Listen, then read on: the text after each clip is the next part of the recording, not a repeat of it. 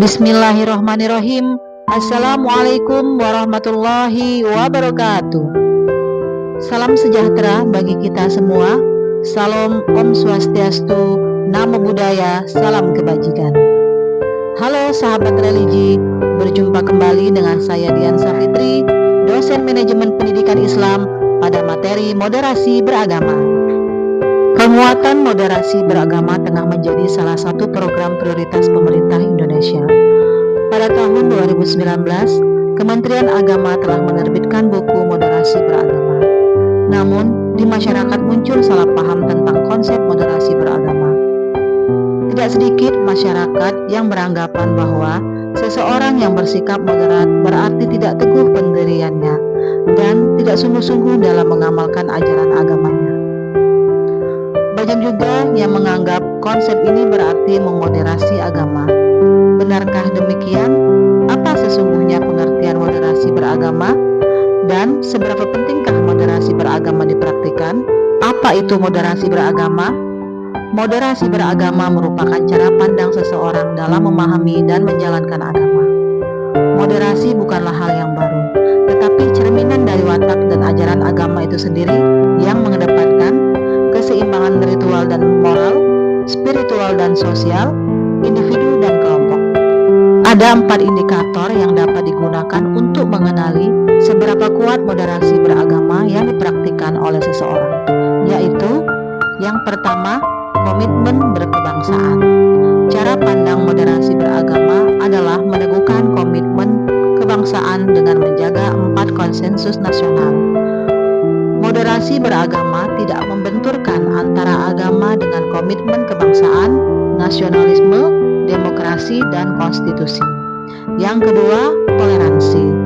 Toleransi beragama dan berbangsa merupakan sikap moderat dengan cara menghargai, menghormati, dan saling bekerja sama dalam kebaikan. Cara pandang ini sebagai daya tangkal terhadap kelompok yang selalu melakukan monopoli kebenaran, disertai sikap menyalahkan dan memandang yang berbeda salah dan sesat. Yang ketiga, anti kekerasan. Agama manapun tidak ada yang mengajarkan kekerasan. Sebuah manipulasi dan distorsi terbesar dalam sejarah yang dilakukan kelompok yang melakukan kekerasan dan teror atas nama agama. Yang keempat, akomodatif terhadap kebudayaan dan kearifan lokal. Agama mengakomodasi budaya dan kearifan sebagai ruang dan manifestasi ajaran yang rahmat dan damai. Agama tidak membenturkan dengan budaya yang ada, tetapi menghargai keragaman budaya sebagai penguat ajaran agama. Agama bukan menghilangkan identitas suatu bangsa, tetapi justru menguatkan kebangsaan dan kebersamaan. Moderasi juga dikenal dalam tradisi berbagai agama. Dalam tradisi Islam dikenal sebagai konsep wasatiyah. Dalam tradisi Kristen dikenal sebagai konsep golden mean. Dalam tradisi agama Buddha dikenal sebagai Majjhima Patipada. Dalam tradisi agama Hindu dikenal sebagai Madhyamika. Dan dalam tradisi Konghucu dikenal sebagai konsep Zongyong. Semua istilah dalam setiap agama itu mengacu pada satu titik makna yang sama, yaitu bahwa memilih jalan tengah antara dua kutub ekstrim dan tidak berlebih-lebihan merupakan sikap beragama yang paling ideal. Ada 9 kata kunci dalam menjalankan moderasi beragama.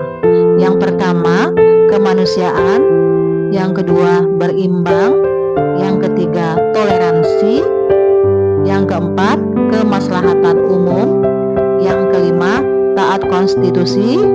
Yang keenam, anti kekerasan. Yang ketujuh, adil.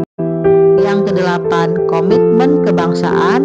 Dan yang kesembilan, penghormatan kepada tradisi. Penutup, moderasi beragama harus dipahami sebagai komitmen bersama untuk menjaga keseimbangan, di mana setiap warga masyarakat, apapun suku, etnis, budaya, agama, jenis kelamin, dan pilihan politik harus mau saling mendengarkan satu sama lain, sehingga kita dapat saling merawat dan menghormati keberagaman bangsa yang merupakan rahmat Tuhan.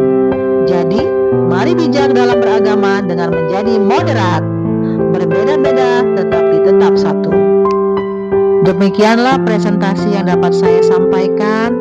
Saya Diansa Fitri, peserta peningkatan kompetensi dosen pemula atau PKDP tahun 2025. Terima kasih atas perhatiannya. Saya akhiri. Wabillahi taufiq wal hidayah. Wassalamualaikum warahmatullahi wabarakatuh.